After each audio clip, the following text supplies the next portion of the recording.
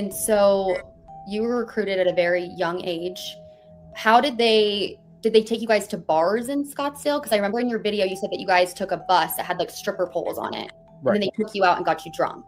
Ladies and gentlemen, we got him. We got him. What years did you work for Turning Point? I worked for Turning Point from 2023 to 2024. So how old were you when you first started working for Turning Point? Because I know Turning Point likes to hire people like right after high school, correct? Yeah. Right. Charlie even wrote that book. It's like, don't go to college. I was 17 and a half when I went to training. So, wow. Whoa. Yeah. Okay. But you were graduated, right? Yeah, I was graduated. Okay, so before we get into that, so you left Arizona. What are you currently doing for work now? Currently, I do solar work and roofing installation. So kind of a big career switch for me, but I also do public speaking on the side. So, all right. So as you see, Turning Point USA has been exposed yet again for hiring high schoolers. That's bad as it is, right? This young man not only came from high school, but he was working for Turning Point Faith. So this is part of it also. So for those who don't know, Turning Point USA and Turning Point Faith are two conglomerates that are working in unison in order to, what it looks like, because I don't want nobody to sue me, recruiting tadpoles for whatever reason. I don't know. But as you can see from what they just said, the main people that they hire are high school students. Why? But it gets worse. It gets worse. And so you were recruited at a very young age. How did they take you guys to bars in Scottsdale? Because I remember in your video you said that you guys took a bus that had like stripper poles on it. What? So it's not just that they're recruiting high school kids. They're recruiting them and having them on buses, you know, the party bus with stripper poles. They said it. I didn't. Don't sue me. They said it. Stripper poles and tadpoles. Stripper poles, tadpoles. This is crazy. And so you were recruited at a very young age. How did they take you guys to bars in Scottsdale? Because I remember in your video you said that you guys took a bus that had like stripper poles on it. Right. Why are you taking kids to bars with, what is so much wrong with this? And they took you out and got you drunk. Ladies and gentlemen, we got him. And they took you out and got you drunk? What company? What nonprofit? What church affiliation, i.e. Turning Point Faith, can legally do something like this? Y'all let me know if I'm crazy. They said it, not me. These are not my words. And got you drunk? And how old was he? How old was she? How old were they? Because this is one person. This is one person. But I also got this. We're going to talk about a little later. Let me tell you a story about when I was 17 at CPAC. When I was 17 at CPAC. When I was 17 at CPAC. See? So it's not just him. Listen again. Let me tell you a story about when I was 17 at CPAC. When I was 17 at CPAC. When I was 17 at CPAC. So y'all hang around for that. So I have multiple people that have come out and said they were tadpoles when they got recruited, and they were running around. Well, not running around. They were getting brought to bars and parties with congressmen and politicians. And you know, the average politician be like 50. They have them partying with 50-year-old men, 40-year-old men, and the tadpoles be fresh out of high school. And there's no problem with Turning Point USA. Erica Kirk, can you answer for this? You talking all this shit to Candace. Your people are presently doing this. But like I said, it gets worse. What years did you work for Turning Point? I worked for Turning Point from 2023 to 2024. And make sure to hit the like button. Make sure to hit the like button. As y'all come in, make sure to hit the thumbs up button. Put a 1 in the chat if you have already hit the thumbs up button. So how old were you when you first started working for Turning Point? Because I know Turning Point likes to hire people like right after high school, correct? Yeah. Because Charlie even wrote that book that's like, don't go to college. I was 17 and a half when I went to training. So, wow. Whoa. Yeah. Okay. But you were graduated, right? Yeah, I was graduated. Okay, so before we get into that, so you left Arizona. What are you currently doing for work now?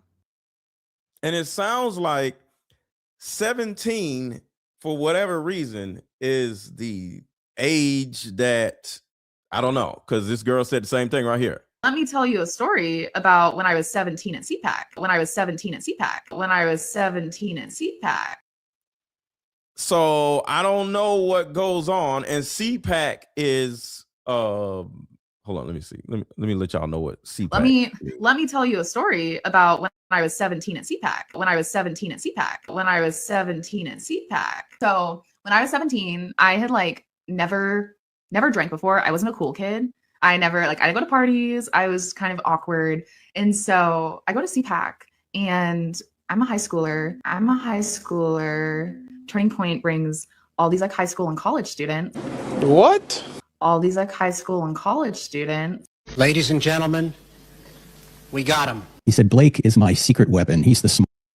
So we're going to get into that in a minute, but I'm just letting y'all know this guy that is coming out is telling the God honest truth, because I have multiple reports of this 17 at CPAC, 17 at CPAC.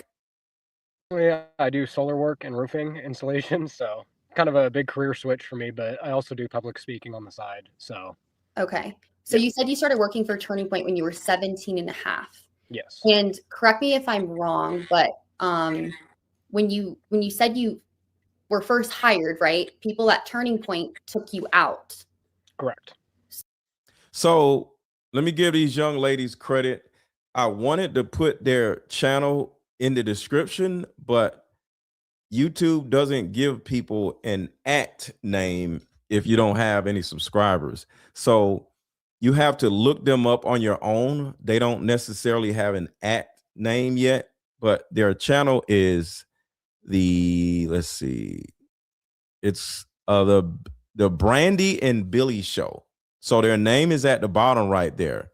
It's the Brandy and Billy Show, but they don't have enough subscribers to get an actual because I tried to add them and it didn't show up because they only got 3,000 subscribers. So the Brandy and Billy Show is their channel. So go hit them up and subscribe to their channel. So were you underage at the time? Yes. And so were many other representatives as well. Wow. Y'all see that, right? And so many other representatives as well. This is a thing that they have a tendency of doing. I just want y'all to know that this is not a one-off. This is their mode of operation, allegedly.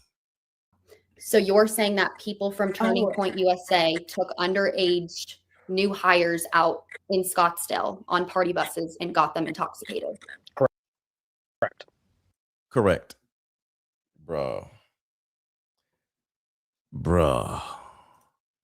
Did you see Real Baron podcast last night? I seen a little bit of it, yeah.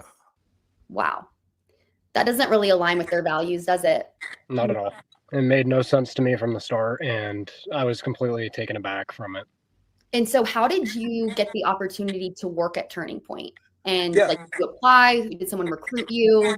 Yeah, I was recruited through Turning Point Faith. Recruited. Y'all hear that, right?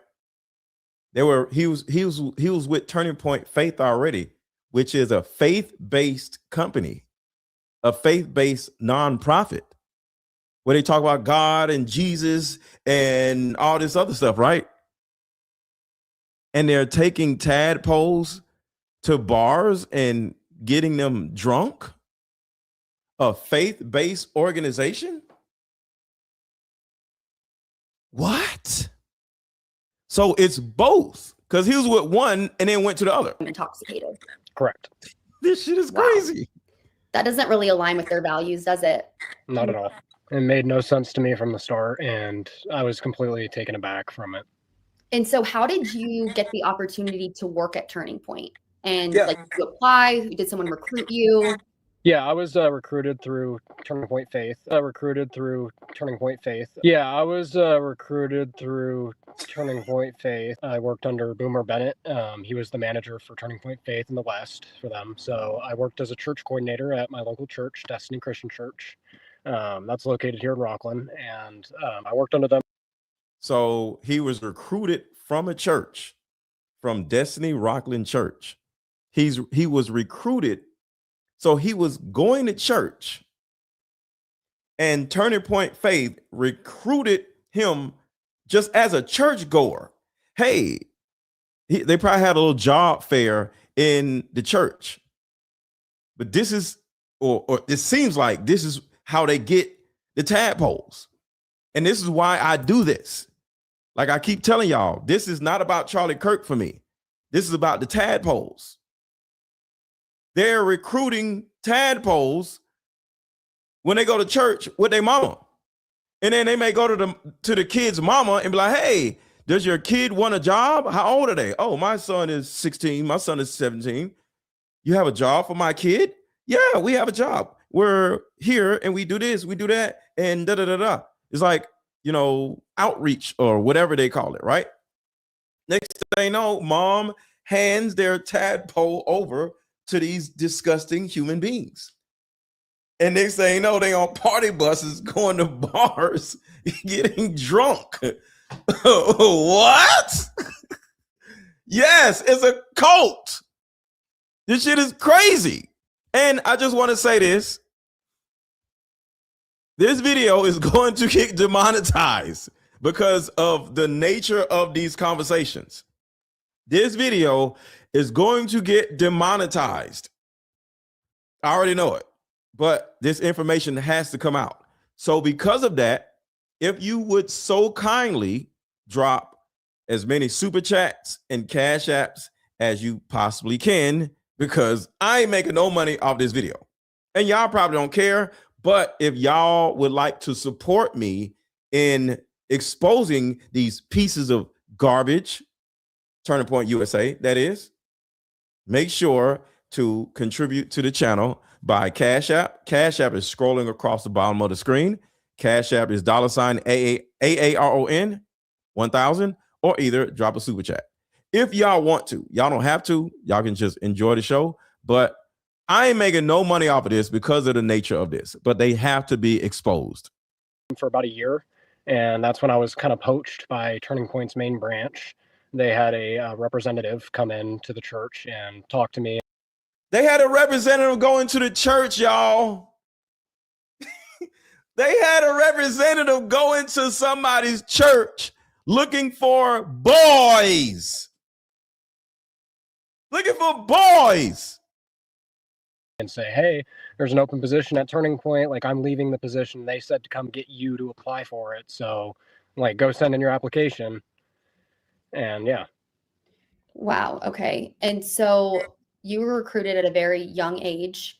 How did they take you guys to bars in Scottsdale? Because I remember in your video you said that you guys took a bus that had like stripper poles on it. Right. And then they took you out and got you drunk. Also, I just wanted to mention on that point, I have been in like a public transit, like a private bus that was rented before, and it happens to have a stripper pole in it. And I was like, oh, that's weird. But like, maybe it was the only van that they had. So when you first said that at the very first part of your video, that was the first video I ever saw from you. I was like, yeah, whatever. So she's young, so she may not know, but there are plenty types of party buses. Like there are, put a one in the chat if you have seen the Mercedes vehicles that you can have different people on there. It's not just party buses. Like I'm in Atlanta and people rent the Sprinter vans for, you know, a bunch of people on a normal basis. There are no stripper poles in the Mercedes stripper vans. Sprinter vans. Put a 1 in the chat if you've seen a Mercedes Sprinter van. They got Dodge Sprinter vans. They got Chevy Sprinter vans, Mercedes Sprinter vans. I think Toyota Sprinter vans. You don't have to rent a party bus with a big ass stripper pole in the middle of it. Sprinter vans come in all shapes and sizes. So Turning Point USA rented a van that had a stripper pole in it on purpose. You can rent a Sprinter van from Hertz rental car or Enterprise. You don't need a strip, and there's no stripper poles in those vans. So these guys at Turning Point USA are purposely buying or either renting Sprinter vans that have stripper poles in them.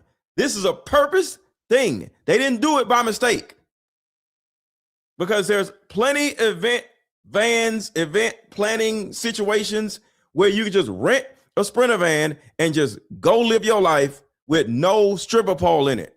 Why in the hell do you have tadpoles in vans with stripper poles?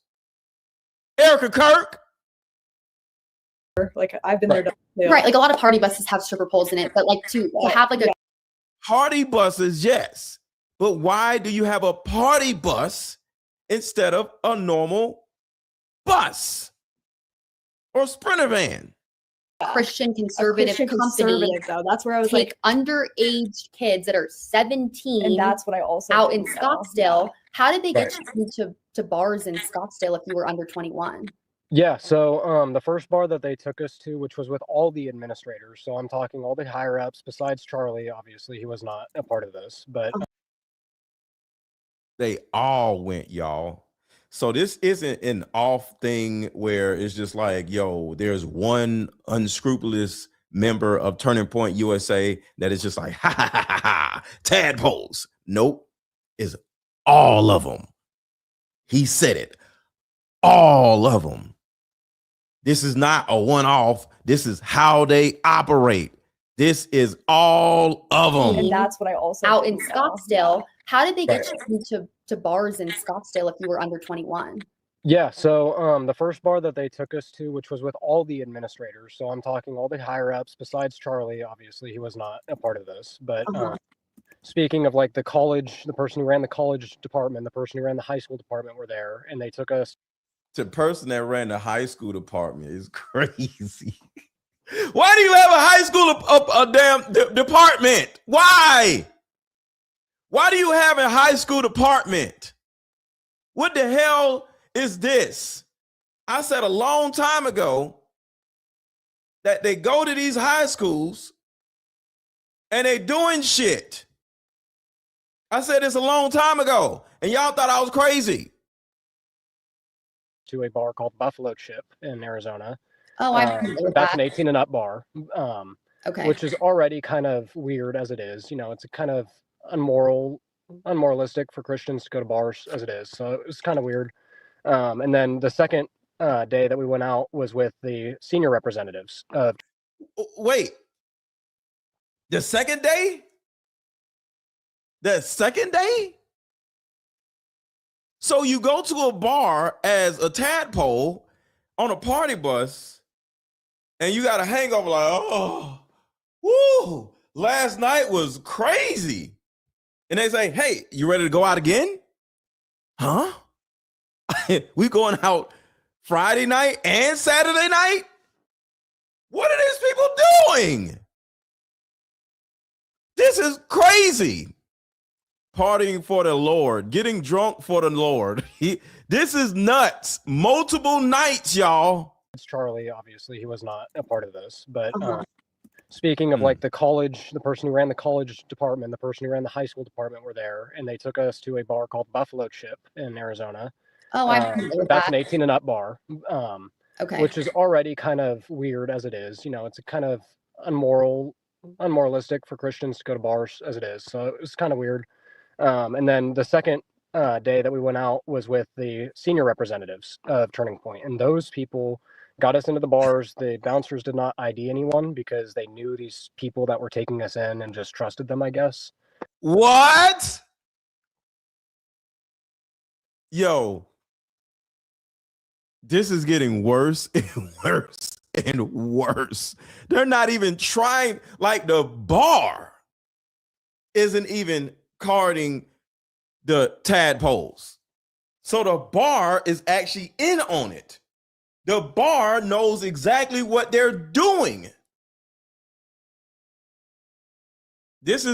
I want everybody in the chat to say, turning over USA. This isn't Turning Point USA. They turning them over on their side USA.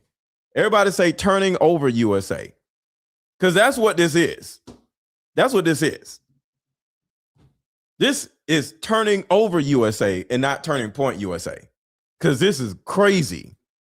And these people went and bought us drinks at the bar and said, hey, drinks on us, like get as many as you want, and would just keep buying rounds. It was... Drinks are free at the bar. Get as many as you want. What? Really weird. And they were totally aware that you were under the age of 21. Yeah. Absolutely. Yeah. Wow. Okay. So are any of these people, and I know you can't name them, I know you have that NDA that... Yeah, Josh has an NDA that lasts until 2035. They have an NDA that lasts until 2035. Is crazy. Clapping cheeks, USA. Getting them drunk, USA. Golly, did y'all hear this? This is crazy. Drinks on us, like get as many as you want, and would get them drunk, USA. just keep buying rounds. It was really weird. And they were totally aware that you were under the age of 21. Yeah. Absolutely. Yo, y'all give me some new names for Turning Point USA. We got Getting Them Drunk USA. We got Turning Over USA. Turning It Over USA. Party Bus USA. Give me a name for Turning Point USA, y'all. Oh my God. This is crazy. Absolutely. Yeah. Wow. Okay. So are any of these people, and I know you can't name them, I know you have that NDA that... Yeah, Josh has an NDA that lasts until 2035. Who signs an NDA that lasts till 2035? What kind of shit is that?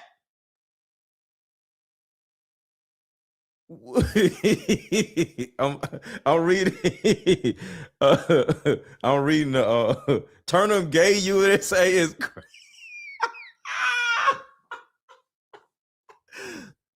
Yo, somebody said Turn 'em Gay USA. Oh man, Turn 'em Gay USA is crazy. Oh my God, I like Turn 'em Gay USA. I think Drinks on yo, everybody say Turn 'em Gay USA. us, like get as many as you want, and would just keep buying rounds. It was really weird. And they were totally aware that you were under the age of 21. Yeah. Absolutely. Yeah. Wow. Okay. Tadpole So USA. are any of these people, and I know you can't name them, I know you have that NDA that... Yeah, Josh has an NDA that lasts until 2035. It's insane. 2 questions. One, did they make you sign that NDA like when you left or right when you got hired? Like, It was day one. As soon as you walked into the training room, that was one of the first things they had you do. Okay. very interesting. And- Second question, hold on. So Bending them over USA. And Erica Kirk, you have some splaining to do, ma'am. What y'all over there doing with all these tadpoles? Huh? No. Let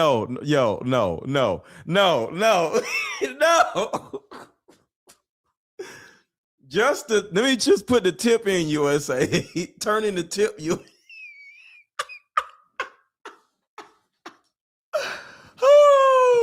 Let me put the tip in, USA. Oh my God. Take my candy, USA. Oh, yo, this company is absolutely disgusting, in my opinion. Y'all might think this is not disgusting. In my opinion, this is absolutely disgusting. Oh my God. All those people that you're not allowed to name. Yeah. How do I word this? Are they in the news right now? Are any of them in the news and being talked about? Well, I know something. No, Okay. Okay. not a lot of them. Okay. Yeah, I didn't figure because I didn't think someone like Brian Harple, head of security, is going to be taking out the 17-year-olds at the strip club. Right. But But someone that is in charge of hiring that Tyler is very known is Boyer. Tyler Boyer. Tyler Boyer. Correct. Correct. Correct. He says correct. He's one of them. And remember, he has to speak in code because he signed an NDA that lasts till 2035. So he has to say correct, or he has to just look at him like. So when they say, hey, did this person do this? He's just going to be like, because he can't say it. So when he says correct, that's all he can say. So Tyler Boyer is the person that is in charge of hiring all of these ingrates, because he's the COO. That's chief operating officer. Boyer's also big in the news right now. So I feel like if I asked, like, are any of these people in the news currently, I feel like he wouldn't have straight up said no. Well, see, he's going like this. You see that, right? Because he can't say anything, but he can nod. Right now, are any of them in the news and being talked about? well, I know something. No, Okay. Okay. not a lot of them. Okay. Yeah, I didn't figure because I didn't think someone like Brian Harple, head of security, is going to be taking out the 17-year-olds at the strip club. Right. But But someone that is in charge of hiring that Tyler is very known is Boyer. Tyler Boyer. Correct. Somebody said clapping cheeks, USA. Correct. He says correct. He's one of them, Tyler yeah. Boyer's also big in the news right now. So I feel like if I asked, like, are any of these people in the news currently, I feel like he wouldn't have straight up said no. Well, I don't want to answer for him. Well, he can't answer for him either.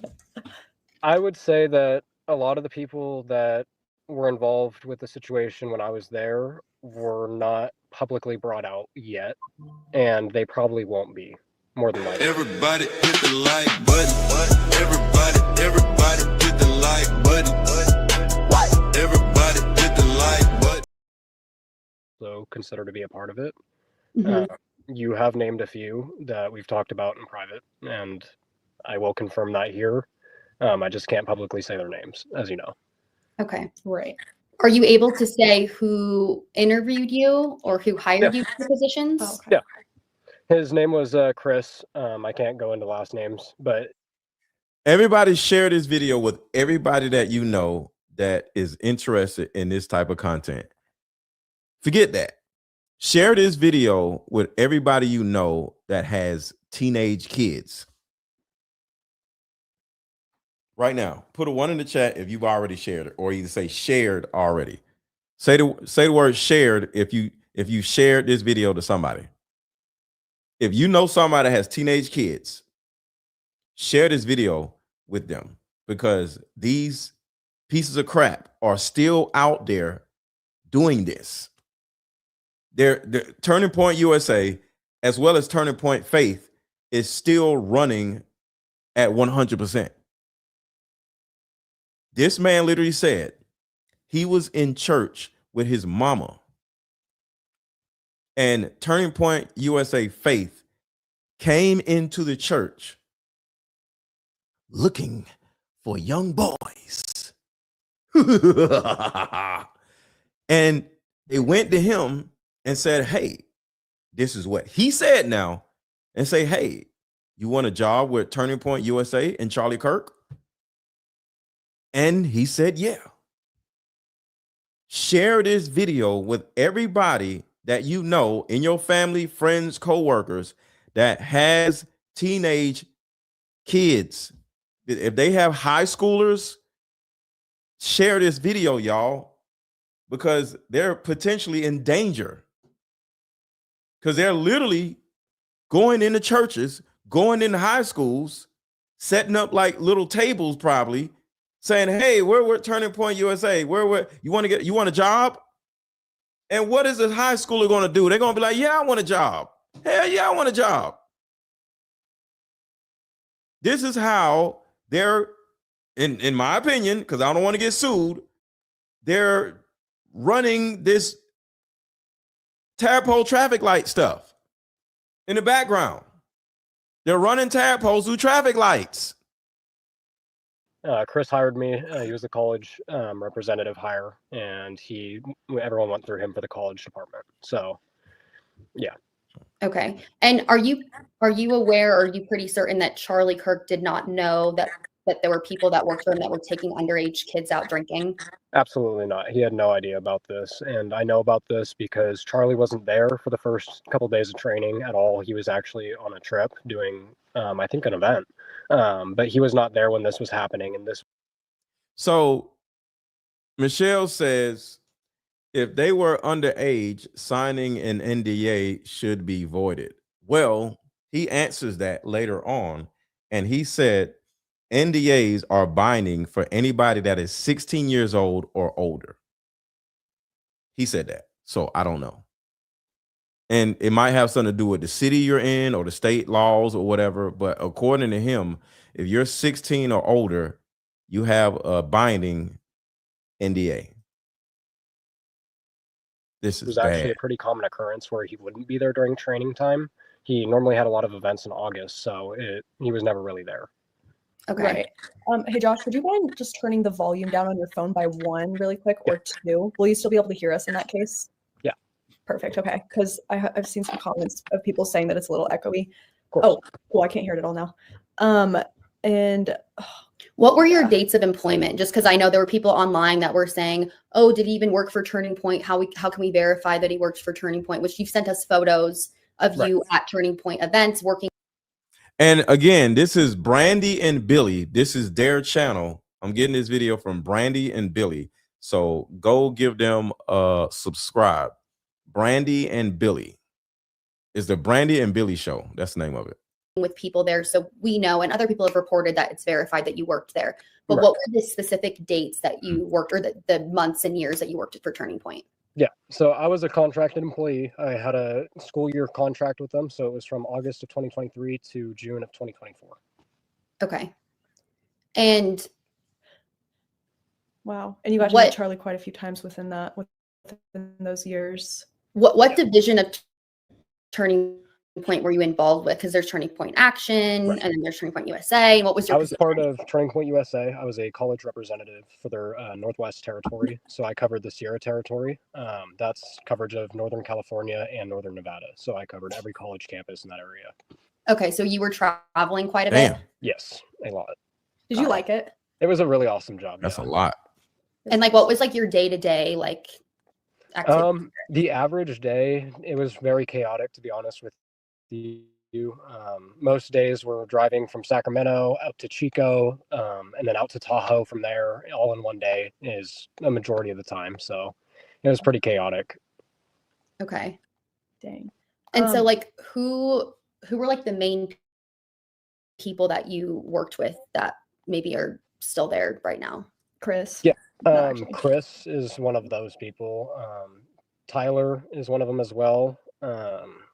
Charlie Kirk, I worked with him several times. I had many events with him at Destiny Church too. That is documented and well known. So for those who just wondering, they recruited him from Destiny Church. I don't know if anybody goes to that church. Is anybody here in Arizona? I believe he said he's in Arizona, but does anybody know where Destiny Church is? Because the thing about it is we have to find out where these churches are, because they are actively going to those churches recruiting tadpoles for who knows what. So we need to like band together and find out where the church is, and possibly go sit down and talk to the church and say, hey, what are y'all in here doing? I actually would like to fly out to that bar and interview the owner of the bar and say, hey, are you aware that your employees at your bar was letting tadpoles in, and under the name of Turning Point USA, and y'all had them drinking? See, we can't take down Turning Point USA We can take down the bar that Turning Point USA is using, and maybe somebody at the bar can turn around and tell us some information about Turning Point USA because they're not under an NDA. We got to think around certain things. So there's a possibility that I'm going to reach out to him. And if y'all know his Instagram page, let me know. His name is Joshua Peterson. Joshua Peterson. I would love to just go out to that bar and have a conversation with the people at the bar to see what they seen, because they're not under an NDA. Somebody said, be careful. Oh, yeah. You're right. I agree. Did you like it? It was Yo, wait. Turning Out USA. Oh, my God. That's what they... Ugh. Turning Out USA is crazy. And the thing about it is, man, it's not funny, because these are people's kids, y'all. These are people's kids. And I'm not saying Turning Point USA or Turning Point Faith is doing anything unscrupulous to Tadpoles. I'm saying that this man, who is now a man, when he was a kid, he was getting brought to bars when he was a tadpole. That is the only thing I'm saying. I'm literally repeating what this young man is saying. I don't know anything. I wasn't there, and I'm not saying that Turning Point USA did anything with tadpoles, did anything with... I didn't say that. I'm not saying that. All right. I'm just saying what this man is saying is absolutely crazy. That's all I'm saying. Diddy USA. a really awesome job. Yeah. And like, what was like your day-to-day like activity? The average day, it was very chaotic, to be honest with you.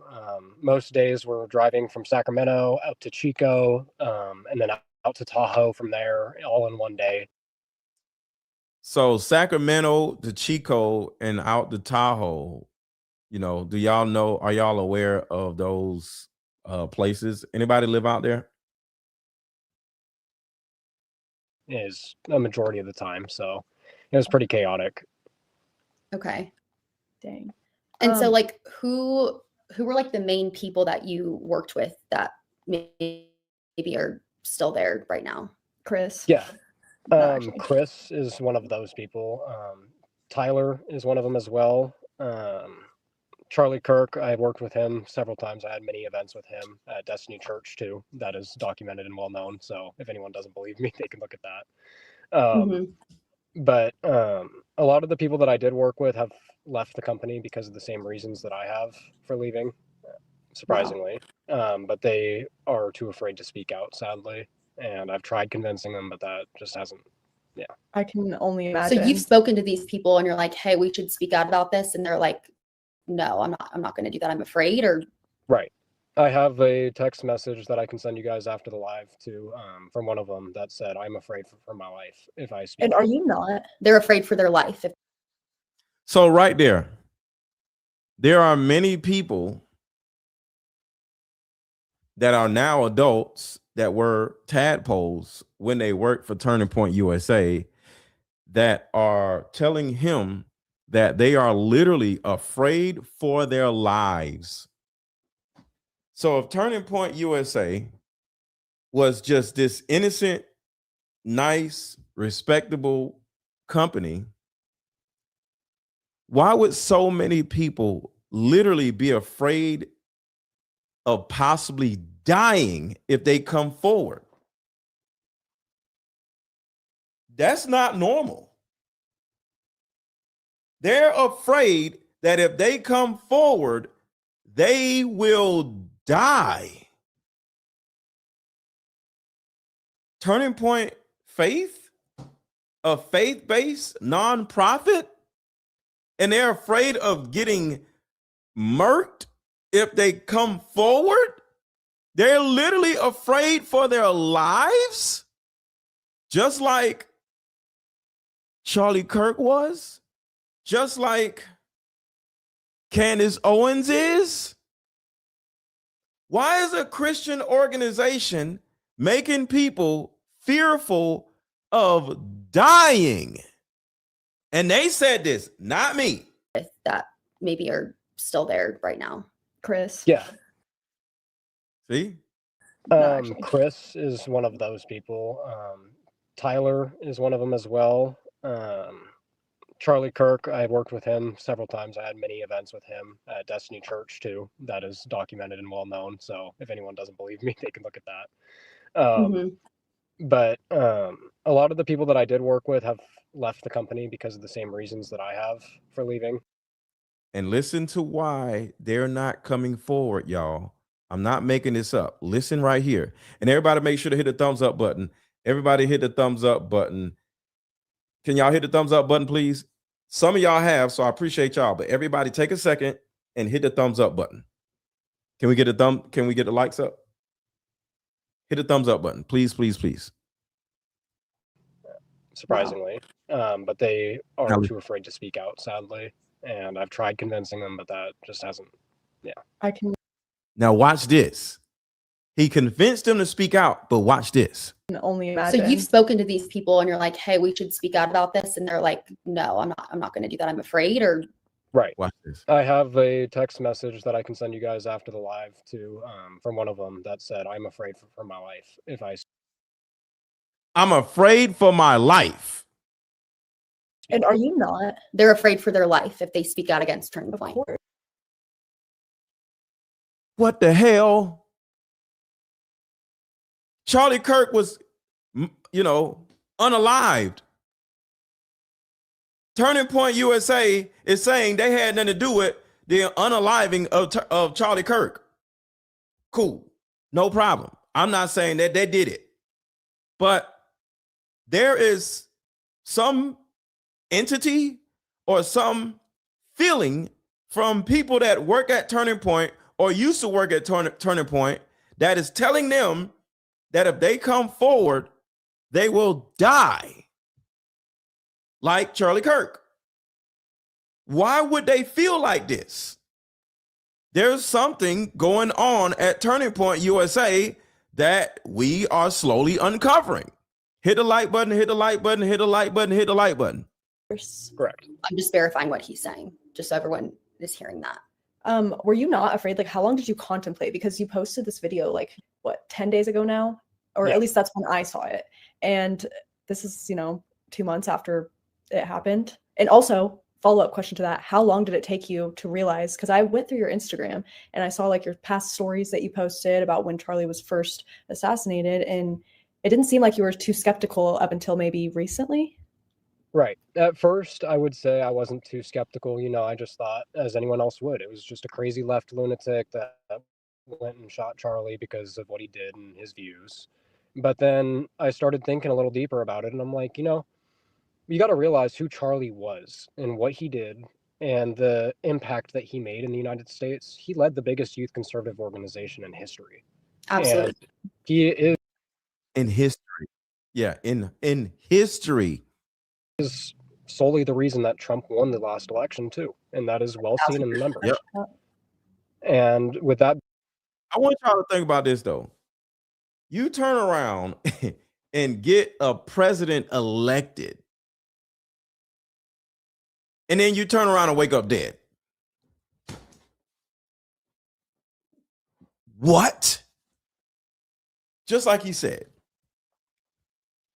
Charlie Kirk was never around because he spent his entire year or 2-3 years on the road pushing to get a president elected. Not him elected, somebody else elected. He's spending his whole time away from his family trying to get somebody elected, not him. It ain't like you like, hey, vote for me. He's like, vote for him. And then after the man gets put in office, you get whacked. What?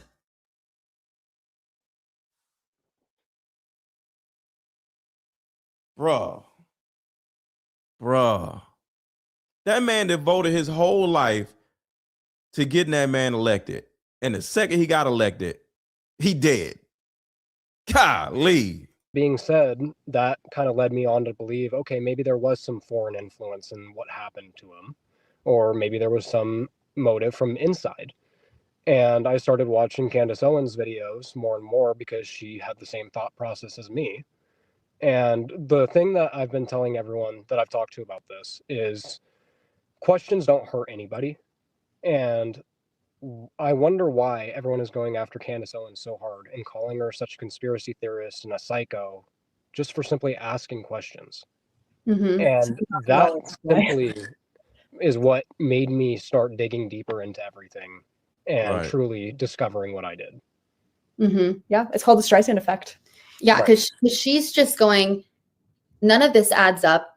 None of this makes sense. Make it make sense. Answer these questions. You know, there's all these conspiracy theories going around online. Okay, so Turning Point, our own government, whoever, let's squash the theories, answer the questions. But people aren't answering the questions. They're kind of dancing around the questions, or they're saying, you're crazy for asking these questions. Right. And so you were like, this doesn't really add up. Exactly. And I mean, I also looked historically too, if you look what they did to Trump back in 2016, it's kind of the same narrative, if you will, of making him out to seem crazy and making him seem like he is going to do nothing but evil and harm. Well, he is doing evil and harm. So I don't know what he's talking about with that. See, I had no idea that Trump was, IHOP's bitch. So he is doing evil because IHOP allegedly has something on Trump and he's their bitch. So you got that. So they are doing evil and, but Biden was doing evil also though, because they all are trash. But in reality, he didn't. And I mean, I have different views on him now because of foreign influence again, but I do believe truly that the same thing happens with Candace. And I see that all of Turning Point's social media stars and allies are all simultaneously posting the same types of videos going after like literally beat for beat, word for word. And it's just like, what? It's like they're reading off a script. These are real accounts. Right. And that's just really concerning to me too, is the organized effort to try to suppress Candace Owens' questions. Yeah. It's in the dodging and the smoke and mirrors. It's very. So let's list the people that are calling out Candace Owens. You got the little Tim Pool dude. You got the little Nick Fuentes dude. You got the fat dude, Tatum, whatever the hell his name is. Who else? Who else out of those two cornballs? They're and this is what I'm saying. The quartering, that dude is shitting on her. And it's a good possibility that they all are paid by IHOP in order to shut down Candace Owens. Do y'all know any other ones that I don't know about? It's sad. It is so sad. Very odd. You know what was really concerning for me is, can you ask how really quick, how Alex Jones, I sent you this text. I'm going to show this on the camera here. Alex, oh dang it, it's going to be reversed. Okay, so I'll just explain it really quick. I already sent this to you, Josh, but I want to explain it for the audience here. So we all know who Alex Jones is, right? Typically would be on Candace's side about something like this, and actually has been. We've seen videos of him talking about how he is like, something's going on here. But as soon as this account posted a video of you 5 days ago, Alex Jones replies to it and says, this guy needs to post photos of himself with Charlie and working at TPUSA. And I'm like Alex is a reporter. What? So they got Alex Jones too? Don't tell me Alex Jones is part of the 7,000 club. Does anybody put a one in the chat if you're not aware of what the 7,000 Club is? Put a 1 in the chat if you are not aware of the 7,000 Club, because I'll help y'all understand what this really means. Put a 1 in the chat if you are not aware of what the 7,000 Club is. Okay. Looks like a few of y'all don't know what the 7,000 Club is. The 7,000 Club is IHOP, which is the country that starts with an I. And for some reason, they call it a state and not a country. I don't know. But the country that starts with an I that none of us can say on social media or our channel will get deleted. We call them IHOP here, the IHOPians. The IHOPians come to America, and they've said plenty times, numerous amount of times, that if you are a content creator, whether you're on TikTok, YouTube, Instagram, and you have a huge audience or a sizable audience, the IHOPians will pay you $7,000 per post in order to speak up for the IHOPians. So that's like if I just come out of nowhere, I'm like, you know what, y'all? IHOP is everything. Y'all need to subscribe to IHOP. Y'all need to go to IHOP and touch and go hunch the wall. If I come out of nowhere saying all this mess, I would be part of the 7,000 Club, because y'all know I wouldn't say no stupid shit like that. So that's what the 7,000 Club is. Yes, $7,000 per post is a lot of money. That's a lot of money. So just imagine, and they said post. This is a live stream. This live stream could make me $7,000.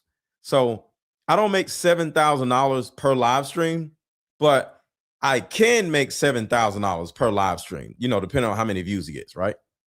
If this video gets like 200,000 views, I will get $7,000. But I don't get 200,000 views every time I go live. So I can make $7,000 per post by myself. I don't need no damn IHOP to give me $7,000, right? But other people, and I say I can, I don't say I do. But for other people, they can't do that. So they'll see this and say, "Ooh, I'll do it. I'll be pro IHOP. I'll put a flag behind me and everything." And then they'll sell out to another country, and then they'll make $7,000 per post. And that's a lot of money, y'all. So it's hard for these weirdos, excuse me, to turn it down. So that's what the 7,000 Club is. For himself, he could have verified this information. Very it's like easily. I went to your Instagram account, and there's so many photos of you posting at TPUSA events. TPUSA posted you on their profile with events. You're like, you clearly worked there. You were friends with everyone who worked in TPUSA. You follow them, they follow you. And it's like, why, for one, did he go just do one quick search before tweeting that? And two, why is he even skeptical about this in the first place? I think I replied something that was like, why? Because this is so what did I say? I don't remember. I don't know what I said, but I responded. I was like, not Alex Jones too. Come on. We've already lost a few good ones or decent. Right. We've lost people, but I didn't mean it like that. I meant we've lost I meant like Nick Fuentes. I never even kept up that much with Nick Fuentes, so I don't know if it was a good one. I've seen a few clips. But. So I want to dive more into your experience on that first night, and also some of the things that you said about maybe the financial situations at Turning Point. But before I ask you that, I know you said when you left Turning Point, but what was the main reason why you decided to leave? Yeah, personally, I just felt that there was a lot of pressure from the people in the inner circle of Turning Point, if you will. And I will say that anyone that has worked for Turning Point is very aware that there was an inner circle there. And if you were not an inner circle, I wish he would have elaborated on what inner circle actually meant. A lot of people were not aware that there was an inner circle there. I would love to know what that actually means. Part of that, you are not going to last, you are not going to enjoy your life there, and they're going to make you miserable. And that's Mm. exactly what they did to me. They made me as miserable as they possibly could until I eventually just gave up on the job.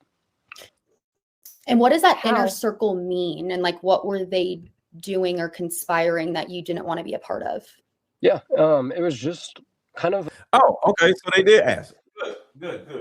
So they're about to ask about the inner circle. Thank you. Good. I like these girls. Y'all go subscribe to these girls. They're pretty dope. They're asking some great questions. corruption, if you will, of the upper levels, differences in views from Charlie and opinions and stuff, and very secretive type of things. Like they wanted to have secret meetings with each other, and like they would go off during training in secret little groups while everyone else. You know what?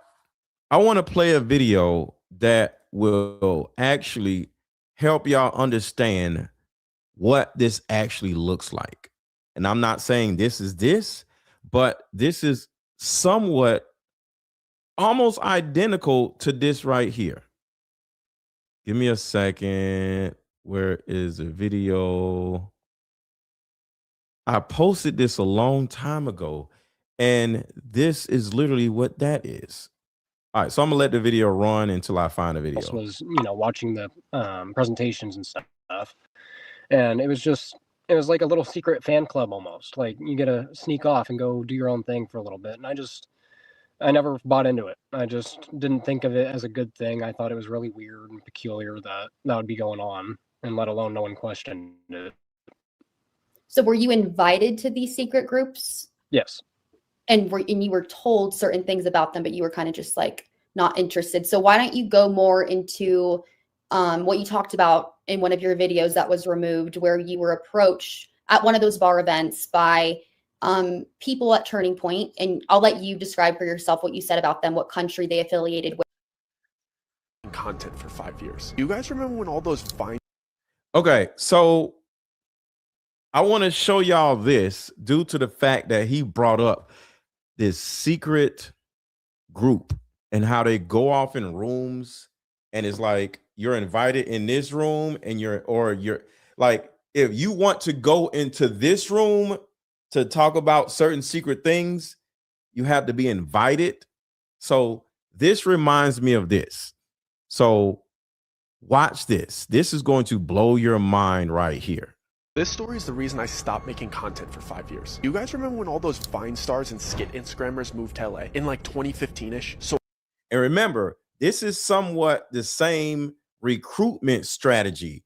They get young people to go to an event like Turning Point USA, and then they get to this event, and then they start separating the people in the event to see who will go farther and see who won't go farther. So watch this. Oh, y'all know this guy? Yeah, he's a great storyteller. Y'all watch. This story is the reason I stopped making content for 5 years. You guys remember when all those Vine stars and skit Instagrammers moved to LA in like 2015-ish? So I wasn't a huge creator at the time, but I was there and around it all as all of that stuff was happening. I moved from Chicago to LA 3 weeks after high school with like $2,000 in my pocket that I saved up working at. Remember, he said 3 weeks after high school. It's the same shit. He said he moved and went out there 3 weeks after high school. That is when Turning Point USA seems to start recruiting young people for Turning Point USA. Do you see the similarity? Steak and Shake with this other aspiring creator named David. I was much more into editing and being behind the camera at that time, and he was much more into Vine and vlogs and being on camera. That time of our lives was absolutely crazy. Everybody was broke, posting anything we could onto YouTube to get some attention. I happened to get a spot at the now notorious 1600 Vine apartments, and David got a spot a little bit closer to USC. Everyone was collaborating with everyone, and it was the era of clickbait YouTube. And to be honest, it was extremely fun for the first few months, until Hollywood started to notice that influencers were the next big thing, and that the landscape of the industry was changing. And we started to get invited to more exclusive parties and events, where it seemed as if old Hollywood was almost grooming new Hollywood. And there was rumors of this one gathering that was happening on a monthly basis, where it seemed like anybody that got invited saw a massive jump in their numbers, secured huge brand deals right after attending. But apparently, just like Turning Point USA, y'all. Apparently, this gathering worked on a buddy system. Someone had to vouch for you and bring bring you as a guest. And by blind luck, me and David ended up getting invited. Some talent agents saw me and David shoot a silly skit at a random party. He didn't invite us that second, he just told us that he saw something special in us and took our contact information. And listen, people do that all the time in LA, but this guy had a different feel to him. He wasn't trying to convince us he had connections or hype himself up like everybody else does. He was just super calm and had a sharp way of speaking that demanded respect. He was extremely brief, and after getting our numbers, he just said, "Look out for the invite," and walked away. And this is where it gets weird. I never gave this guy my address, I only gave him my number. But I ended up getting an invitation by letter. And at the time, I thought that that was so cool. But in retrospect, as an adult, looking back at it, that alone was a huge violation of privacy and a...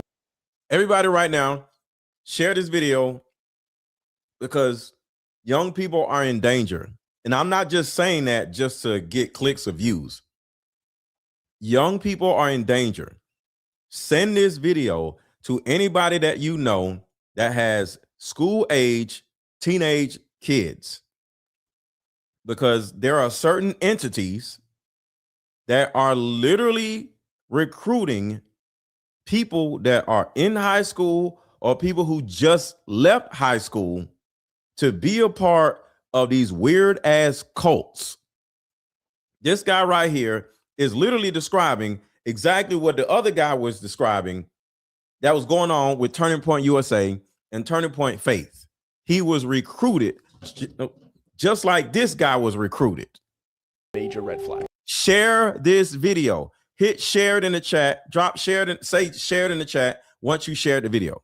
But at the time, when I tell you I was absolutely buzzing with excitement. When I got it, the letter was so extravagant and detailed. It was gold with black and red lettering that read something like, "Your talents have been noted, your name has been endorsed." And I'll never forget this part. "The dreams you've been chasing are a night away through the seventh heaven." And the address was a beautiful home in Laurel Canyon that was set to happen that weekend. It also noted to not be a minute late and not to expect to leave before midnight. And at the time, it felt like the Willy Wonka golden ticket. And the excitement doubled when I got a text from David at the same time, in all caps saying, "Did you get one too?" I felt like our lives were about to change. And I was right. David blew up after this party and I had to go into hiding. And I was right. David blew up after this party and I had to go into hiding. When I tell you I was on cloud nine leading up to that party, I mean it. I was so young and naive and delusionally optimistic. I truly believed that I was going to go to this party and leave rich, because it literally seemed like that was happening to the creators around me that attended. I was hyped. I've never been a braggy person, but when you're young and excited, you get consumed by good news and want to talk to your friends and peers about it. So everybody that I chatted with who I knew was a content creator and was in the know about this party, I couldn't help but to tell them. And all the feedback was positive and along the lines of, "Let me know how it goes," or "Can you try to get me into the next one?" And even some from bigger creators saying, "I'll see you there," with like a little smirk on their face, like they were pumped for me. Except for one conversation with a creator that most of you probably know. This creator is an extremely positive guy, and he's one of the most wholesome, bubbly, genuine guys I met out there. And when I told...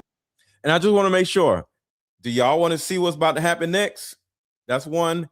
And two, does this sound like what the guy is describing at Turning Point USA?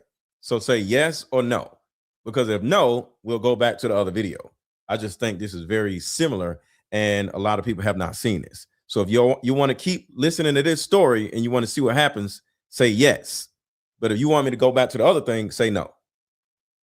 Because I'm just trying to show y'all similarities. But if y'all don't see the similarities, I'll go back to the other one.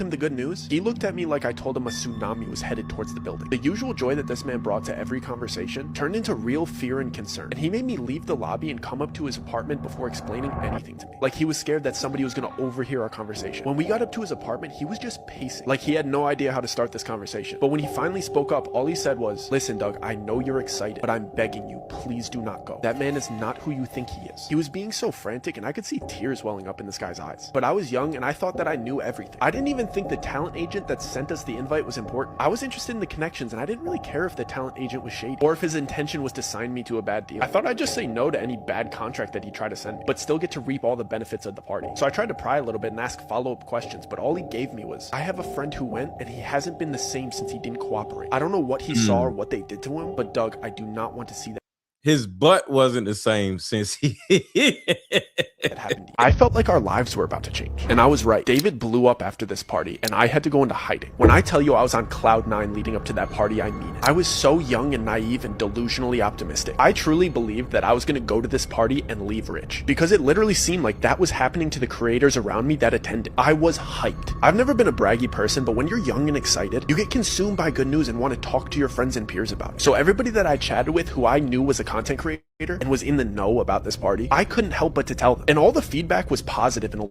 along the lines of, let me know how it goes, or can you try to get me into the next one? And even some from bigger creators saying, I'll see you there, with like a little smirk on their face. Like they were pumped for me. Except for one conversation with a creator that most of you probably know. This creator is an extremely positive guy, and he's one of the most wholesome, bubbly, genuine guys I met out there. And when I told him the good news, he looked at me like I told him a tsunami was headed towards the building. Hold on real quick, y'all. Real quick. Everybody hit the like button. Everybody hit the like button. Everybody hit the like button. All right, hit the like button, hit the like button, hit the like button, hit the like button. And thank you to the people who have hit the like button. We need about 500 more likes, so keep hitting the like button. Thank you in advance.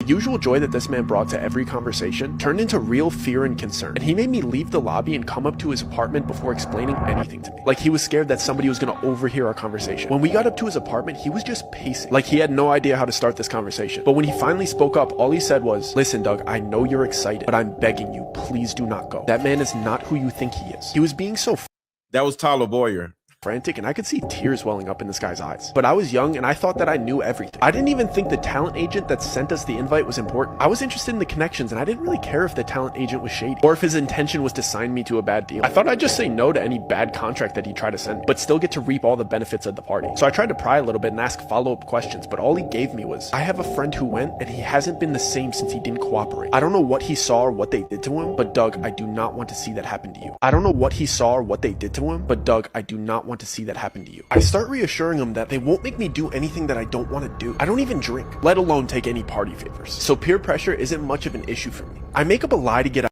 See, this is how it happens. I don't drink, so they can't do nothing to me. And they'll go anyway because they'll start making excuses in their head like, I don't even care about this. I'll just go anyway because they just want to go Out of the situation, because to be honest, I selfishly wanted to stay excited about this party, and I really didn't want to hear anything negative about it. So I jokingly told him that I'd text him when I got home and that I had to leave to edit some videos tonight. What I was really doing was calling my dad to beg him for $100 to buy a rental suit. Mind you, we were all still poor, and I was living in an apartment that I could barely afford. My dad reluctantly sent me the money, and I immediately texted David to pick me up tomorrow. It's a story. Duh, Dime Soul. It's a story. It's a story. It's a story. Calm down.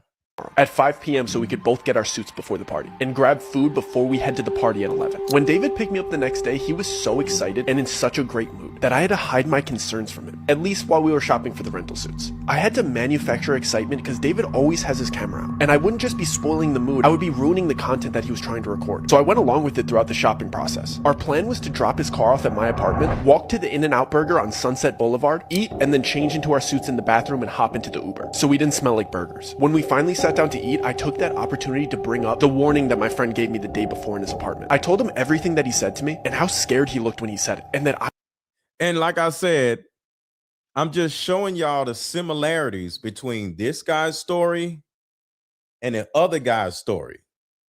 And it's the exact same thing.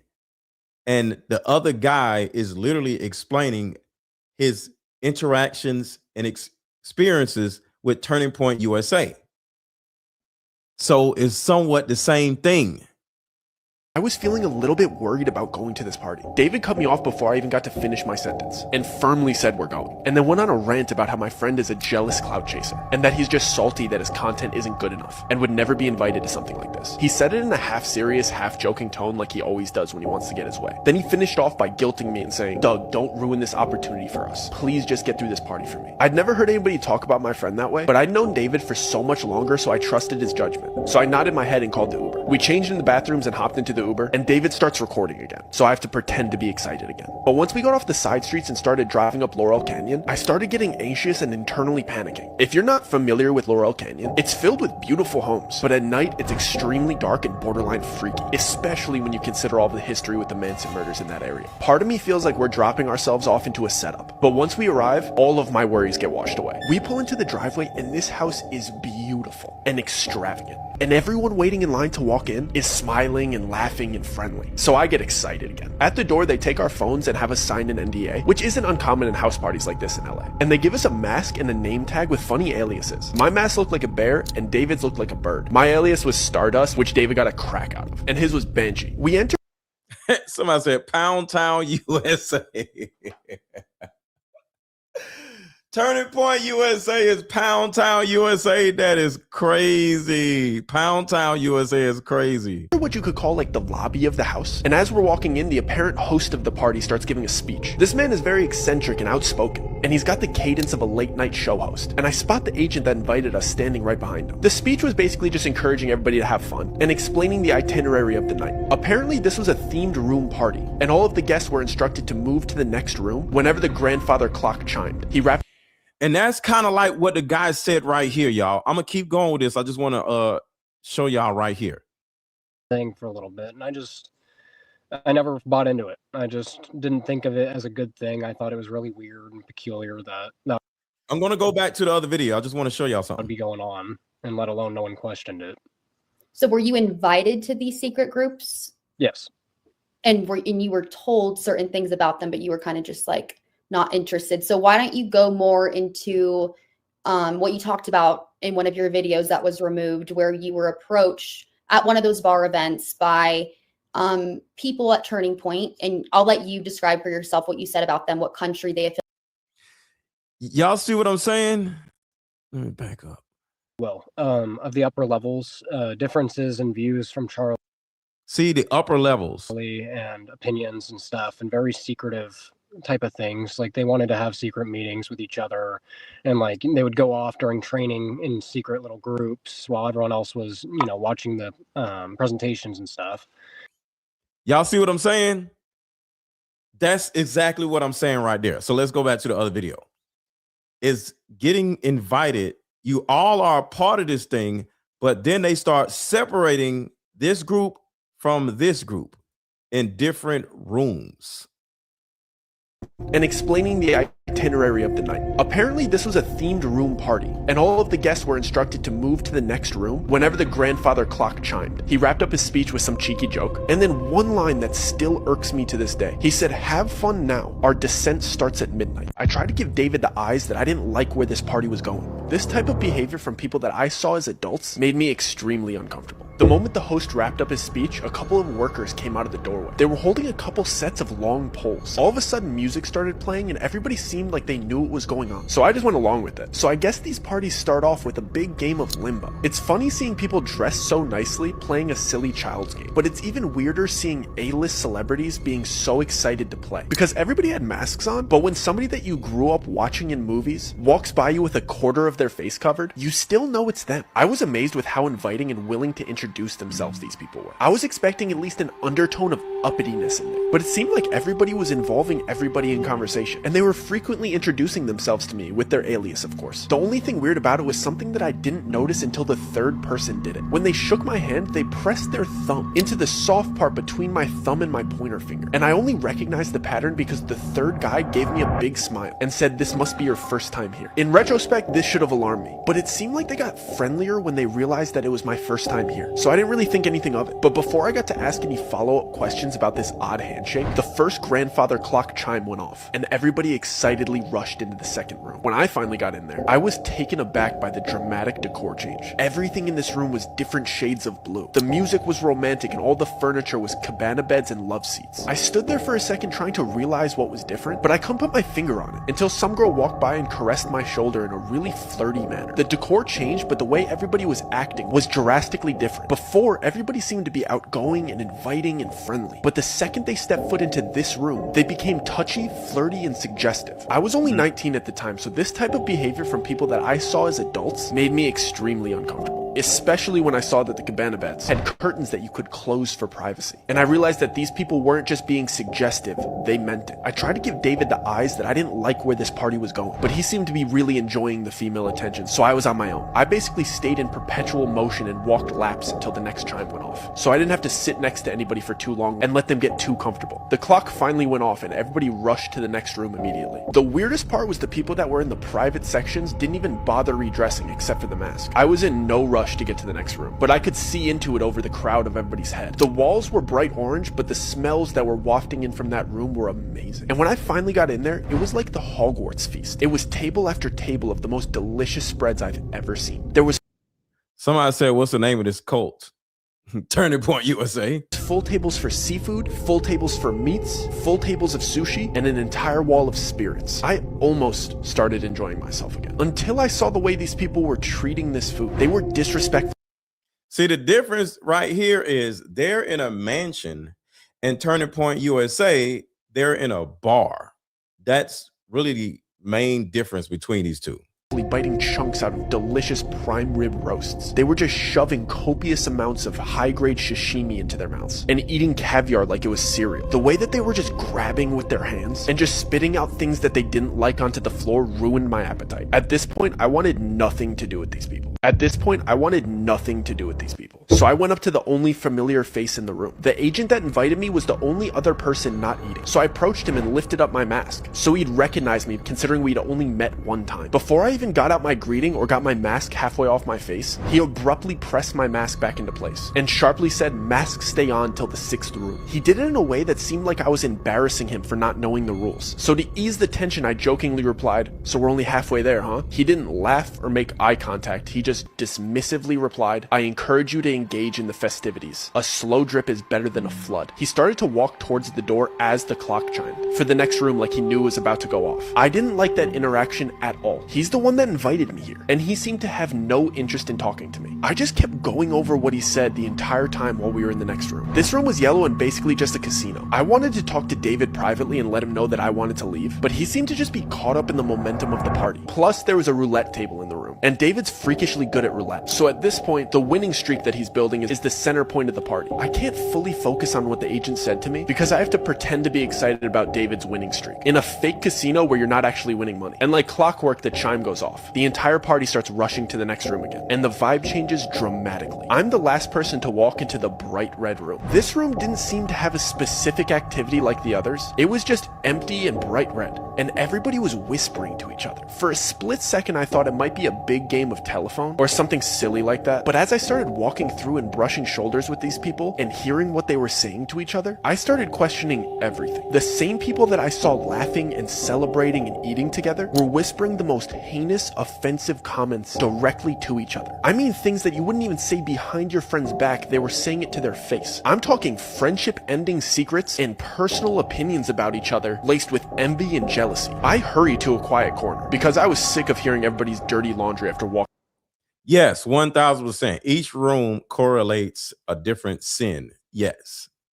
Around for a minute and a half, and it all clicked. I knew exactly what this party was. I see the host ask the first person in line a question before having them repeat something that he said. When I tell you I am done with this party, I'm absolutely not doing that. All the dots start connecting in my head while everybody's being horrible to each other around me. I'm trying to recap the whole night and remember the order of each room to solidify my suspicions, but the chime for the next room goes off. This time everybody gets eerily quiet and calm, like they got all of their venom out. The host of the party announces for all of the newcomers to come to the front. All of the attendees form a single file line in front of the next room's door. There's about 10 other newcomers in front of me and David, and the agent that invited us is standing to the left of the door, and the host of the party is standing to the right. The host has a pile of books on the table next to him. I see the host ask the first person in line a question and then grab a book based on his answer. He would present the book to the person and place a diamond-shaped metal symbol on top of it before having them repeat something that he said. Then he'd take their mask off and let them enter the next room. I couldn't make out exactly what he was doing until there was only 2 people ahead of me in line. The books were Bibles, Qurans, Torahs, and so on. He would ask the person, "And which one is yours?" Whichever they chose, he'd grab it and place the metal symbol on top of it. He'd have you put your hand on top of the metal symbol and then repeat, "I am my own God. I bow to nobody but myself." See, that right there is meant to get you to denounce your religion or your God in order to go into the next room. So now you're like, damn, I want to go into the next room, but do I got to do this? And the answer is yes. And then you want to go to next room because everybody else is going to the next room. And then you just do it like a dummy. And now you get to go to the next room. But what did you do to your soul?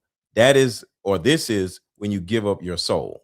I tell you, I am done with this party. And I whip my head around and I tell David, I'm absolutely not doing that. David whispered back in a joking tone like he always does. Dude, it's just a party. Who cares? I'll see you in the next room. And he skipped me in line to show me that he'd do it first to make me feel more comfortable. He went through with it and giggled his way into the next room. It was my turn, so I tried to play it cool and whisper to the host, do you mind if I skip this part? It's making me a little bit uncomfortable. I thought he'd subtly break character and reassure me that this is just a party theme and it's all good. Instead, he whispered back to me in a really kind tone, of course, man, don't worry about it. Just take your mask off and turn around. I was relieved for about a split second before the agent that invited me here grabbed my arm and started guiding me towards the exit. And I see that everybody that was behind me in line staring at me straight-faced. I look back at the host and he's standing up and loudly shouts like he's starting a chant. The price was not paid. And then everybody in line that was staring at me chants in unison like they knew exactly what to do. Remove the profane. And they repeat it over and over until I'm through the exit door. The price was not paid. Remove the profane. The price was not paid. Remove the profane. I just start panicking. Now I know for sure Joe isn't safe either. The whole intent of this party was to butter me up to get me to do these horrible things. So the agent just walks me to the closest door. He doesn't even walk me to the front of the party and out the front door. He just puts me out into the backyard. All right, this is when it gets really scary. It's 4 a.m. My friend's still inside. I don't have my phone. So I decide to walk around the right side of the house because that's where all of the party attendees were kind of headed. Let me see if I could peek in and maybe flag down David to let him know I got kicked out. And there's some windows to the next room. But of course, these windows are like big church stained glass windows. And you can't really see through stained glass windows like the colored ones. But if you go really, really close and you look through the white parts, you could kind of see clearly what is on the inside. And this room is like a bizarre church replica without all of the seating. It's just a big Remember, so this is the room that you had to denounce your religion to go into. Church-like room, and all of the people that were in there had their masks off, and it was like a big circle and almost looked like an initiation, and all of these celebrities are standing around in a circle around the other 9 new people. It was 10 excluding me, and there was big TV grade cameras recording, and it looked like the group of celebrities and everybody else that was there was kind of cheering them on. But then there was clearly people in there that were much more serious and kind of threatening, and the 10 new people were in the middle of this room being forced to do horrible things that I wish I could unsee. And the new people clearly didn't want to do these things. They were being forced to do these things, and they were clearly recording it. And I see my friend being forced to do these horrible things in front of these people and in front of these cameras. I'm not even going to imagine what horrible things he was doing in front of everybody.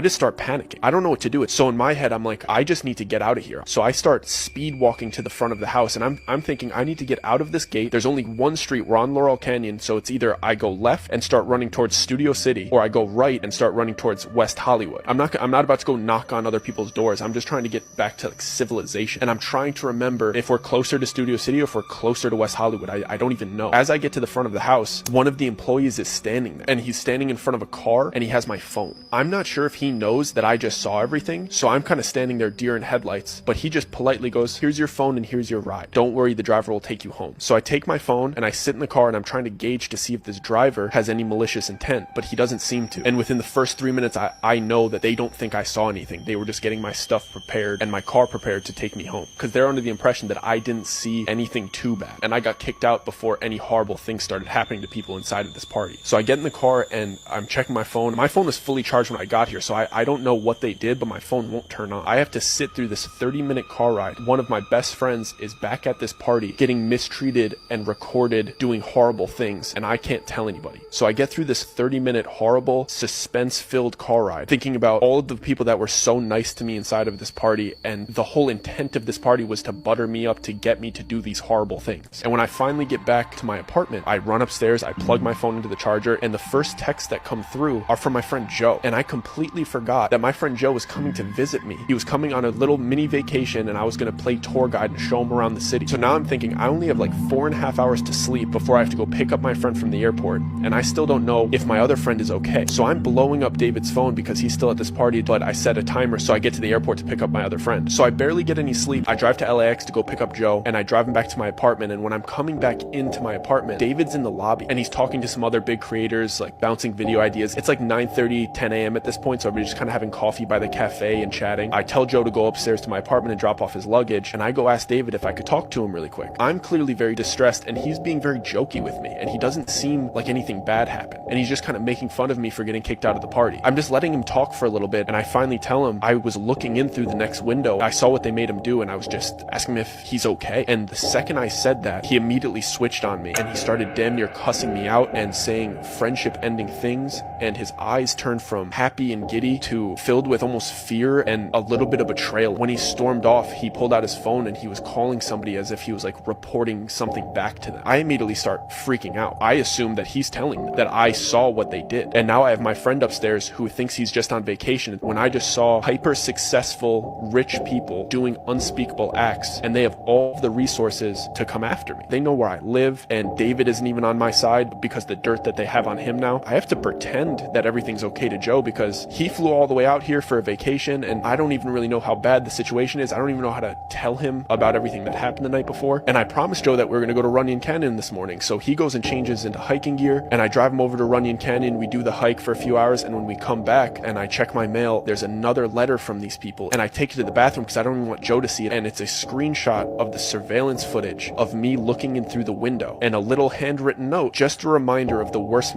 We know. mistake you've ever made. Curiosity killed the cat. And I start freaking out. I know that I'm the cat. David just betrayed me and told them that I saw, and now they have proof that I saw. Now I'm just a walking liability to them, and now they're threatening me, and that was the worst mistake that I've ever made, and insinuating that curiosity killed the cat. I'm not saying that this is what happened to Charlie Kirk, because Charlie Kirk was way up here. But do y'all remember when the guy in his interview, not this guy, the guy in the interview that was with the girls, he said there's other workers that have seen some things, but they don't want to come out and say anything because they don't want to lose their lives? This reminds me of that. Curiosity killed the cat, and you are the cat, so shut your mouth. So it's a possibility, because I don't know, because this is simply just a story. Because my question was, how is it that the other employees or ex-employees all feel the same way? And that way is they don't want to say anything because they fear for their lives. How do they all fear for their lives? It might be one person that might just be a little skittish, but how do all of them fear for their lives? They may have gotten some type of note, text, notification, or, some subtle threat to let them know, like in this video, curiosity killed the cat. Don't be the cat. Or am I reaching? Do y'all agree or do y'all disagree? Because how do all these ex-Turning Point employees all feel like if they say something, they'll die? Like, that's a little crazy, ain't it? So say agree or disagree in the chat. Am I reaching? Do you agree or do you disagree?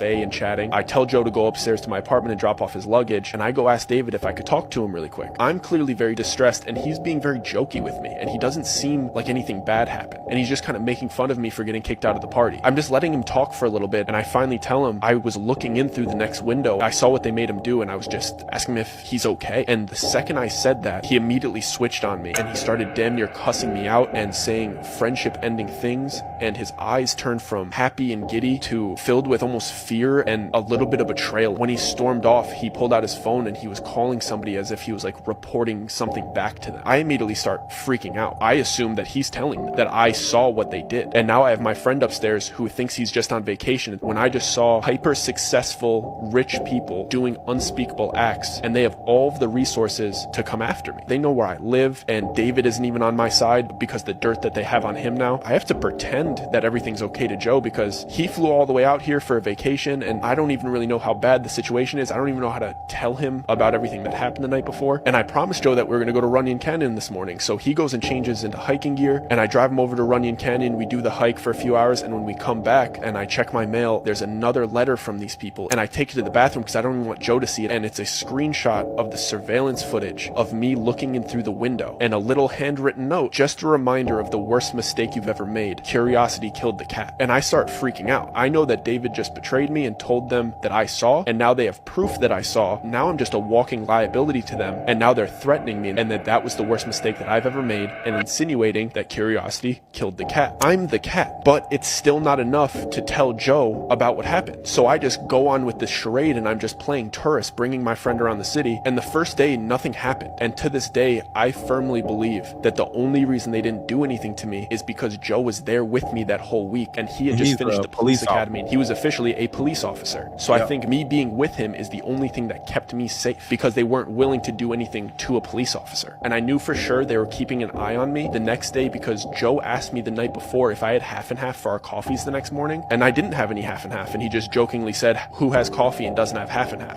What's half and half? What is that? I don't drink coffee. Can anybody let me know what the hell is a half and half? I don't have half and half. What is that? Can anybody explain to me what the hell that is?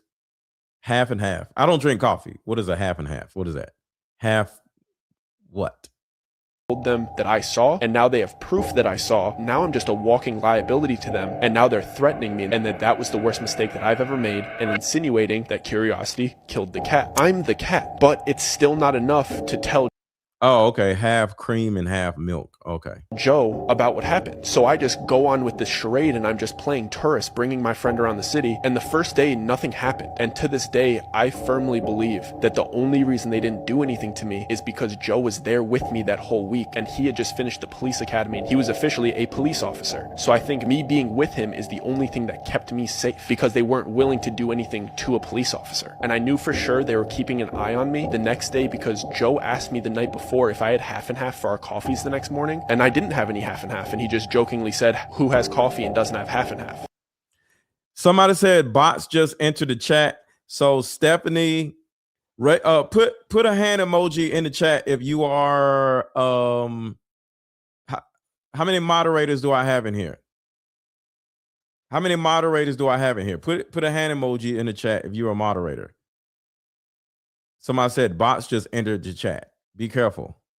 It was a conversation in passing. It was a joke. And the next morning we woke up and there was a full half and half in my fridge. And the only reason I noticed that is because Joe said, "Thanks for running out early and grabbing half and half. You didn't have to do that." I was kidding. I didn't go and grab that half and half. I knew that somebody was not only listening, but entered my apartment that night while we were sleeping. And then they started to do these things that only I would notice. Things that if you told anybody, they would look at you like you were crazy. Each night that we came home and we were just winding down and watching TV, I would go to turn my TV on and the remote control wouldn't work. And I would check the batteries, and the batteries would be switched from positive to negative and negative to positive, like they came into my house and just flipped my batteries. I know that my remote control worked the day before, and they just needed me to know that they were in my house and flipped my batteries, just to let me know that they were invading my privacy on a daily basis. And then it started escalating to when I would take Joe to lunch, or we would pop to the grocery store, or we would go to the movies, and we would come back to the car and my left blinker would be on. They would just open my car and put it down, and every time we would come back to the car, my left turning signal would be on. It happened like 6 times. How can I tell anybody that somebody broke into my car and turned my left signal down? It's something that only I would notice. And I can't tell Joe because I'm not trying to scare him, and it's also something that I don't even think he would take seriously. He would probably say, "You probably hit it down when you were stepping out of the car." And then things started to pick up. They started to do very specific things to me that weren't just by chance. We came home one day and I locked the door behind me like I was doing every time because I was super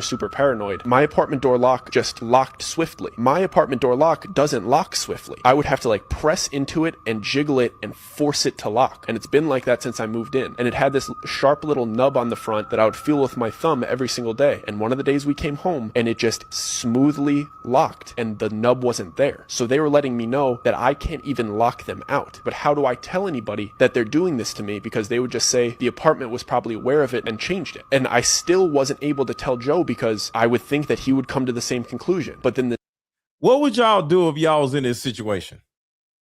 They literally come in and change your own locks and go into your house and put something in the refrigerator. What would y'all do if y'all was in this situation? next day, we go to the car to go to breakfast, and we get into my old car that I've had for 5 or 6 years at the time, and I grab my gear shifter and I go to pull it into reverse, and it smoothly goes from park to reverse. And my gear shifter doesn't smoothly go from park to reverse. You have to wiggle it in a certain way. You have to press the button with your thumb in a certain way to get it into reverse. I only know this because I drove this car every single day for 5 years, and this gear shifter is pretty much broken. It's an old car. And that morning I got into my car and it smoothly went from park to reverse, and the wooden finish on the gear shifter was different. Mine had scratches on it and this one was brand new. So they were telling me not only are they able to just break into my car and turn the left signal down, they're also willing to manipulate my car. Now I know for sure Joe isn't safe either, and me not telling him these things puts him into danger because I'm driving him around in this car. And if they could change my gear shifter, why wouldn't they be able to cut my brakes? So I basically just break down and I have to tell Joe everything from start to finish about this weird party with this weird agent and the little things that I've been noticing all week, and that this was the last straw. And Joe believed me because we used to drive around in my car together all of the time, and sometimes he would drive my car, and he made me promise that I did not get that fixed. The gear shifter was still broken yesterday and it's fixed today, and I didn't do that. So that won him over, and he basically said, we need to get out of here. It shook him too. He didn't like the idea of these people in the house. When I told him I didn't get the half and half, when I told him all of these things that were adding up over the last couple days, it freaked him. He's talking fast because I sped it up. When I edit this video, I sped it up so people can, I don't know, just ingest the information faster.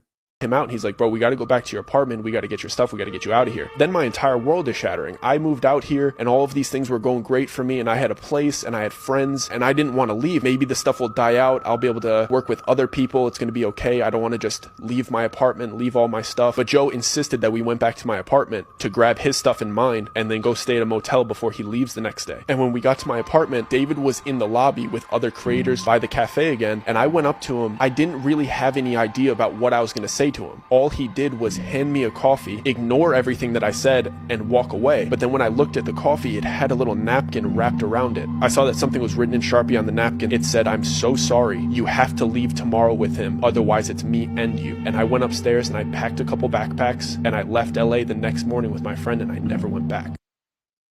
Damn. So this is what I'm going to do. Because like I said, I don't think this video is going to get monetized because of the nature of the tadpoles that we've been talking about. So I'm going to do a part 2, because the thing that makes me mad is I don't want to be on live for like 2 hours or 3 hours and we having fun, and next thing you know, my whole video gets demonetized. So I'm going to stop it here because I probably got another hour to go, maybe 2 hours ago, talking about this particular video with them. It was like a little secret fan club almost. Like you get to sneak off and go do your own thing for a little bit. And So what I'm going to do is I'm going to do a part 2. So I'm going to end this show here, and then I'm going to come back and do a part 2. And I may do the part 2 this evening. Great live, very informative. Thank you. Thank you. Thank you. Thank you. Thank you. So do y'all want me to go live again this evening at 8 o'clock or tomorrow at 12 o'clock or 1 o'clock? What do y'all think? What's a good time do y'all would like for me to go live again to talk about part 2 of the rest of this conversation? So yes, 8 o'clock Eastern time is good. All right, cool. Gotcha. All right, cool. This evening. Okay, so I'm going to come back and do a part 2. So I'm putting together a thumbnail and do a part 2 because I kind of like want to know if this video is going to get monetized, not monetized. I don't know, because there's certain things that you can't necessarily talk about on YouTube. And if you talk about it, you know, your video will get demonetized. So if this video gets demonetized, I then know how to approach part 2. So the whole video won't be a waste because I just split it into 2 videos. So that's the reason why I'm going to do a part 2. I'm trying to be a little bit smarter with this content because it is the most annoying thing in the world when your whole video that you spent 2 hours on gets demonetized and you don't get paid no money. So I'll do that. So let's see. So quick commercial break. And what I want to do now is ask anybody if they want to come up. So if anybody wants to come up and share your opinion, I'm going to drop the link. So we're going to spend like 10, 15 minutes with the audience if y'all want to come up and share your opinion. So I'm dropping a link if anybody wants to come up on the show and share their opinion on all of this thus far. All right. So I'm going to play a commercial. And if anybody wants to come up and share their opinion, hit the link and then we'll talk about it. So quick commercial break and then we'll hear from the audience. So if you want to come up, hit the link and I'll bring you up after this commercial break. How about we meet up at a coffee shop? Hey, how about we meet up at a coffee shop and play this fun dating card game? We'll have fun and see if we're compatible all at the same time. Ooh, what's the name of the game? It's called Deeper Discussions. I'm down. Okay, meet you at 6. Deeper Discussions Dating Edition. Again, these cards are good for vetting a potential boyfriend, a potential girlfriend, a potential husband, a potential wife. The texture of these cards are so soft and silky, by the way. Like they ain't gonna really get wore out. Durable. A dating card game for introverts who have a hard time asking the much needed compatibility questions. Deeper Discussions, the card game. All right. Did y'all click the link? Make sure to get my Deeper Discussions card game. Christmas is around the corner. Click the link in the chat. Click the link under this video. Click the link that is pinned at the top of the chat and buy your Deeper Discussions card game right now. So let's see. A bunch of people said they wanted to come up. Why didn't y'all click the link? Somebody said, I think 3 people said they wanted to come up and share their opinion. I'm opening my show up to you. Did you click the link? I'm going to drop the link one more time. If you wanted to come up. Okay, so I just dropped the link again. If you want to come up, come up. I thought y'all was going to come up. So there's 2 links. One, a link to buy my card game, which is a great stocking stuffer. If y'all are looking for Christmas gifts for your coworkers and friends, your girlfriends, your buddies or whatever, get the card game. And 2, click the StreamYard link if you would like to come up. So y'all got a couple seconds before I go because I want to see what y'all got to say. Everybody hit the like button. Everybody hit the like button. Everybody hit the like button. All right. So apparently nobody wants to come up. Okay. So I will talk to y'all later on this evening. So make sure to subscribe to my channel if you have not already subscribed. Make sure to hit the thumbs up button if you have not already hit the thumbs up button. And make sure to hit the notification bell when you subscribe so you'll get your notifications. And one last thing, because I just want to make sure y'all get y'all's notifications. Because some of y'all are saying y'all don't get y'all notifications. Join my Patreon. It's free or paid, either one. But you'll get notified of all my uploads. So hit a like button. And 2, if you're not on my Patreon, I just dropped the link to my Patreon. Click the link to my Patreon. Join it. There's a free part. And this way you'll get notified when I go live again. Because I'm going live this evening at 8:00. So to make sure you get your notification, join my Patreon right now. Join my Patreon. Join my Patreon. You can join it for free. So I just put the link at the top of the chat that's pinned. So make sure everybody watching, join my Patreon. It's free, or either $4.99, whichever one you want to do. But it has a lot of Charlie Kirk content on there. So everybody right now, it's about 700 people here. Everybody join my Patreon if you have not already joined my Patreon. So you'll get notified of my lives, because a lot of people are saying they don't get notified. So I got a free Patreon and I got a $4.99 Patreon. Join the free Patreon so you'll get notified of my next shows. How many hours? You're in a different time zone. I'm in Eastern time zone. So right now it's almost 3 o'clock.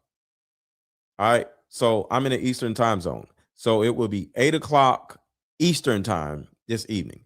But join the Patreon so you will actually get notified, because YouTube is not notifying people of my live streams. All right. So I will see y'all this evening at 8 o'clock. We will do a part 2 of Turning Point USA, acting like turning over USA, which is absolutely crazy.